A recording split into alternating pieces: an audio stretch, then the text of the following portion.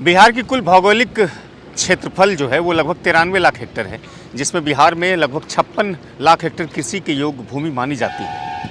चूँकि बढ़ती हुई जनसंख्या के लिए एक बड़ी चुनौती है कि लोगों के थाली तक अन्न परोसना। बिहार में मुख्यतः 3-4 फसलें उत्पादन होते हैं, जिसमें मक्का, गेहूँ, दलहन और दूसरी फसलें हैं।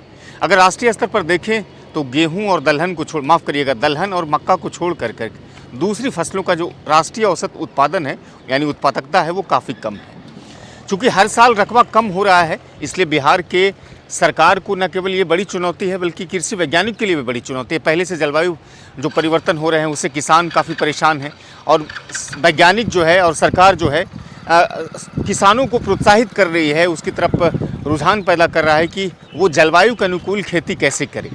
चूँकि इस वक्त बाढ़ का इलाका काफ़ी बुरी तरह से प्रभावित है।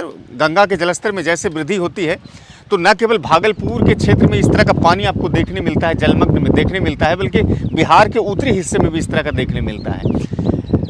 आप तस्वीरों में देखिए कि यहाँ पर हजारों हेक्टेयर जो भूमि है वो पूरी तरह से पानी से जलमग्न है, जहाँ पर ये 4 से 5 महीने तक लगातार ये इलाका प्रभावित रहेगा।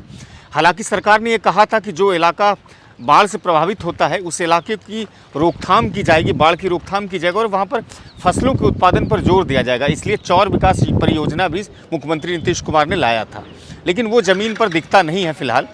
ये तस्वीरें आप देख सकते हैं, बिहार की जो आबादी है कृषि पर आधारित है। लगभग 70% आबादी कृषि पर आधारित है और बिहार की जीडीपी का लगभग 17 से 18% कृषि का योगदान होता है।